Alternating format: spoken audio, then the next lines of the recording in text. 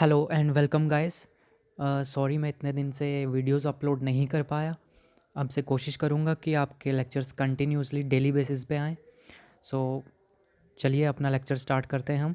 Last lecture में हमने पढ़ा था सेंटेंस तक पढ़ा था, ठीक है। आज उसके स्ट्रक्चर की बात करते हैं कि सेंटेंस में क्या क्या होता है, किन चीज़ों से मिलके सेंटेंस बनाया जाता है, ठीक है। तो सेंटेंस के अंदर हमारे पास बेसिकली 3 पार्ट्स होते हैं। एक आ गया सब्जेक्ट, एक वर्ब और एक आ गया हमारे पास ऑब्जेक्ट, ठीक है। अब सब्जेक्ट क्या चीज़ होती है? सब्जेक्ट मीन्स सब्जेक्ट के अंदर जो काम करने वाला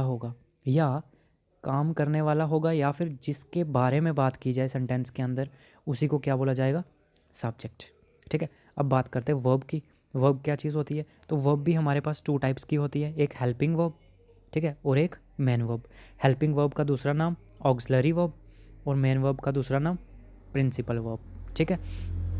इन शॉर्ट आप ये याद रखिए कि हेल्पिंग वर्ब कौन कौन सी होती हैं? Is, am, are, was, were, do, does, did, done, has, have, had, etcetera, ठीक है। तो ये सारी की सारी किसकी कैटेगरी में आ जाएंगी? हेल्पिंग वर्ब की कैटेगरी में, ठीक है। और इसके साथ और भी कौन सी आ जाएंगी? प्लस ये वाली कौन सी? Can, could, may, might, will, shall, should, must, जो भी मॉडल्स हमारे पास आते हैं, ठीक है, वो सारे के सारे किसकी कैटेगरी में आ जाएंगे? हेल्पिंग वर्ब की कैटेगरी में। ये दोनों मिला के क्या बन जाएंगी? हेल्पिंग वर्ब, ठीक है। एक चीज़ और याद रखिए कि ये जो मेन वर्ब होती है या प्रिंसिपल वर्ब, इसका काम क्या होता है? Express action. मीन्स जो एक्शन वर्ड्स को रिप्रेजेंट करे, जैसे खाना, खेलना, सोना, ये सारे के सारे वर्ड्स जो आएंगे उन्हीं को क्या बोला जाएगा? Main verb. और ये जो is, am, are, was, were, can, could, ये सारे के सारे किसकी कैटेगरी में आ जाएंगे? हेल्पिंग वर्ब की, ठीक है जी। तो ये आ गई वर्ब्स की कैटेगरी, ठीक है। अभी जस्ट इतना याद रखो, आगे आपको बहुत काम आएंगी ये चीज़ें। उसके बाद बात करते हैं हम ऑब्जेक्ट। ऑब्जेक्ट क्या चीज़ होती है? तो ऑब्जेक्ट आप ये बोल सकते हो कि सेंटेंस के अंदर जो भी रिसीवर होगा, एक्शन का रिसीवर, उसको क्या बोला जाएगा? ऑब्जेक्ट। अब ऑब्जेक्ट दो ही केस में आता है, या तो वर्ब के बाद यूज़ किया जाएगा या फिर प्रपोजिशन के बाद यूज़ किया जाएगा, ठीक है। मीन्स वर्ब के बाद ऑब्जेक्ट आ सकता है या फिर प्रपोजिशन के बाद ऑब्जेक्ट आ सकता है। एक तो चीज़ ये आ गई। अब क्वेश्चन ये आता है हमारे माइंड में कि हम पहचानेंगे कैसे कि कौन सा ऑब्जेक्ट है और कौन सा ऑब्जेक्ट नहीं है। तो इसके लिए आप क्या करोगे, ठीक है, इसके लिए हमारे पास एक ट्रिक है। देखिए, वर्ब से जब आप वर्ड का क्वेश्चन करोगे, वर्ब से वर्ड का क्वेश्चन करोगे और जो रिप्लाई मिलेगा उसको, उसी को क्या कहा जाएगा? ऑब्जेक्ट। या फिर वर्ब से होम के रिप्लाई को क्या कहा जाएगा? ऑब्जेक्ट। मीन्स इन शॉर्ट हम ये बोलें कि वर्ब से वट और होम के रिप्लाई को ही क्या बोला जाता है? ऑब्जेक्ट, ठीक है। कैसे, वो हम एग्जाम्पल के थ्रू क्लियर करेंगे, ठीक है। अभी जस्ट इतना समझ लो कि ऑब्जेक्ट क्या क्या होता है। जब हम वर्ब से क्वेश्चन करते हैं वट और होम, और जो हमें आंसर मिलता है उसी को क्या कहा जाता है? ऑब्जेक्ट। लेकिन वेयर के, जब हम वेयर का क्वेश्चन करते हैं वर्ब से और जो हमें आंसर मिलता है उसको ऑब्जेक्ट नहीं कहा जाता, उसको क्या कहा जाता है? एडवर्ब, ठीक है जी, याद रखना। वेयर के रिप्लाई को ऑब्जेक्ट नहीं कहा जाता, उसको एडवर्ब कहा जाता। अब कैसे होगा देखते जाइए। एग्जाम्पल्स मैंने आपके सामने रखी है, ठीक है। जैसे राम अब्यूज्ड मी, ठीक है, राम अब्यूज्ड मी। अब इस सेंटेंस में देखिए, राम अब्यूज्ड मी, इसमें काम करने वाला कौन है या जिसके बारे में बात की जा रही है वो कौन है? राम, ठीक है। तो राम क्या आ गया यहाँ पे? सब्जेक्ट, ठीक है। राम ने क्या किया? अब्यूज्ड किया, मीन्स बेइज्जती की मेरी, ठीक है। तो किया क्या उसने? बेइज्जती। तो बेइज्जती क्या आ गया? वर्ब। लेकिन कौन सी वर्ब आ गई? एक्शन किया उसने, मेन वर्ब आ गई है, ठीक है जी। और me, abused, abused home, abused home means abused किसको किया? तो मुझे किया, आंसर मिला मुझे। तो ये मी क्या बन गया यहाँ पे? ऑब्जेक्ट। समझ, आई होप समझ पा रहे हैं आप इस चीज़ को जो मैं बताना चाह रहा हूँ, ठीक है। इस सेंटेंस के अंदर किसकी बात की जा रही है? राम की बात की जा रही है। तो राम बन गया हमारा सब्जेक्ट। राम ने क्या किया? अब्यूज़ किया। तो अब्यूज़ एक्शन वर्ड आ गया, तो ये मैन वर्ब बन गई हमारी, ठीक है। अब्यूज़ होम, किससे अब्यूज़ किया? तो आंसर मिला मी, मेरे को, ठीक है। तो मी क्या बन गया यहाँ पे? ऑब्जेक्ट, ठीक है। इसी तरह से अनिल टीचिस मैथ्स, ठीक है। तो किसके बारे में बात की जा रही है? अनिल के बारे में। अनिल बन गया यहाँ पे सब्जेक्ट। सिमिलरली यहाँ पे करण सब्जेक्ट, यहाँ पे धोनी सब्जेक्ट, ठीक है। अब अनिल क्या कर रहा है? अनिल टीच, पढ़ाता है। तो पढ़ाना क्या आ गया? Action word. तो ये क्या आ गया हमारे पास? Man verb. तो टीचिस व्हाट, क्या पढ़ाता है वो, तो आंसर मिला मैथ्स। तो यहाँ पे देख रहे हो वट और होम का ही रिप्लाई मिल रहा है, तो वो दोनों केस में क्या चीज़ होगी, ऑब्जेक्ट।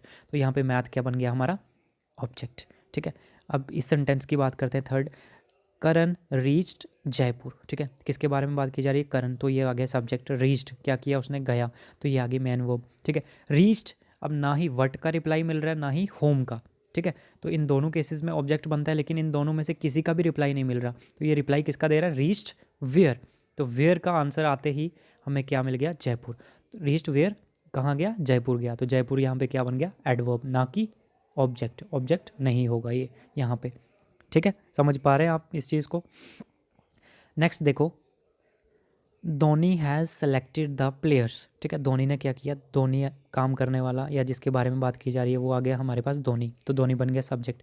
हैज़ सेलेक्टेड, तो हैज़ यहाँ पे क्या बन गया हमारा, हेल्पिंग वर्ब, और सेलेक्टेड क्या किया, एक्शन किया, तो ये मैन वर्ब बन गई। सेलेक्टेड होम, किसको सेलेक्ट किया, तो आंसर मिला द प्लेयर्स, तो प्लेयर क्या बन गया यहाँ पे हमारा, ऑब्जेक्ट। ठीक है, आई होप ये सारी चीज़ें आपकी क्लियर हो गई होंगी। ठीक है, नेक्स्ट हम बेसिक एक और चीज़ डिस्कस कर लेते हैं, पर्सन्स के बारे में। बहुत सारे स्टूडेंट्स होते हैं जिनको पर्सन के बारे में ही पता नहीं होता। ठीक है, तो आगे जाके उनको जो हायर टॉपिक्स होते हैं उनमें उनको जाके दिक्कत होती है। ठीक है, तो पहले ही हम फंडामेंटल अपना क्लियर करते चलते हैं। तो पर्सन की बात की जाए तो इंग्लिश में हमारे पास 3 तरह के पर्सन होते हैं, first person, second person, third person. ठीक है, first person, second person, third person. अब फर्स्ट पर्सन क्या आ गया, स्पीकर, बोलने वाला, मैंने यहाँ पे भी मेंशन किया हिंदी में, बोलने वाला क्या आएगा, स्पीकर। ठीक है, अब इसमें क्या क्या आएगा, जिसमें आप खुद आ जाओ, इंक्लूड हो जाओ, वो किसकी कैटेगरी में आ जाएगा, फर्स्ट पर्सन। अगर सिंगुलर की बात करोगे तो आई है, प्लूरल की बात करोगे तो वी में मैं भी आ जाऊँगा। ठीक है, तो आई ये इसके सब्जेक्टिव, जब हम सब्जेक्ट की तरह इसका यूज़ करेंगे तो आई यूज़ करेंगे, और वो यहाँ पे वी। जब इसी का ऑब्जेक्टिव केस हमें यूज़ करना होगा तो आई की जगह पे मी का यूज़ करेंगे और वी की जगह पे अस का यूज़ करेंगे। ठीक है, तो ये इसके क्या आ गए, सब्जेक्टिव और objective case. I hope clear हो गया होगा आपका। मीन्स फर्स्ट पर्सन क्या होता है, बोलने वाला, स्पीकर, इसमें आई और वी आते हैं, आई और वी सब्जेक्टिव केस हैं, और इसी का ऑब्जेक्टिव केस की बात करें तो आई का मी हो जाता है और वी का अस हो जाता है। ठीक है, अब सेकंड पर्सन की बात करें तो क्या आ गया, लिसनर या फिर ऑडियंस, मीन्स जो सुनने वाला है। ठीक है, मैंने यहाँ पे मेंशन किया सुनने वाला। सुनने वाला कौन होगा, यू, सब्जेक्टिव केस भी यही रहेगा और ऑब्जेक्टिव केस में। ठीक है, और ये सिंगुलर भी यू ही रहेगा और प्लूरल भी यू ही रहेगा, याद रखना इस चीज़ को। थर्ड पर्सन की बात कर लेते हैं। ठीक है, थर्ड पर्सन में क्या आ गया, जिसकी बात की जाए, मीन्स मैं अगर किसी पर्सन के बारे में बात कर रहा हूँ तो वो पर्सन क्या आ गया, third person. Whom about we talk, जिसकी बात की जाए। ठीक है, तो वो कौन कौन आएगा, ही, शी, इट, दे, ये इसके सब्जेक्टिव केस आ गए। ठीक है, अब इन्हीं की ऑब्जेक्टिव केस की बात की जाए तो क्या आएगा, ही का हिम हो जाएगा, शी का हर हो जाएगा, इट का इट रहेगा, दे का देम हो जाएगा। ठीक है, तो ये आगे पर्सन्स की छोटी सी ब्रीफ इंट्रोडक्शन आपके सामने। आई होप बेसिक चीज़ें आपकी क्लियर हो चुकी होंगी। और लास्ट पे मैं आपके कुछ डाउट्स क्लियर कर दूं जो कमेंट सेक्शन में मुझे आए थे। एक तो ये कि गर्ल्स फाइनेंस सब इंस्पेक्टर के लिए एलिजिबल हैं या नहीं, तो डेफिनेटली वो एलिजिबल हैं, क्योंकि ये पुलिस का सब इंस्पेक्टर नहीं है, यहाँ पे फाइनेंस का है, तो यहाँ पे male and female both are eligible. एक डाउट और था कि किसी के ग्रेजुएशन में 50% से बिलो है मार्क्स और पोस्ट ग्रेजुएशन में 50% से अबव, तो क्या वो इन पोस्ट के लिए फाइनेंस के लिए अप्लाई कर सकते हैं, एलिजिबल हैं या नहीं हैं, तो डेफिनेटली दे आर एलिजिबल, वो अप्लाई कर सकते हैं। ठीक है, ओके, थैंक यू। अगर और भी कोई डाउट हो किसी को तो मैं डिस्क्रिप्शन बॉक्स में अपने व्हाट्सएप ग्रुप का लिंक सेंड कर दूँगा। ठीक है, आप वहाँ पे जाके ज्वाइन हो जाइए, और कोई भी डाउट हो, कोई भी क्वेरी हो तो आप वहाँ पे पूछ सकते हो। Okay, thank you.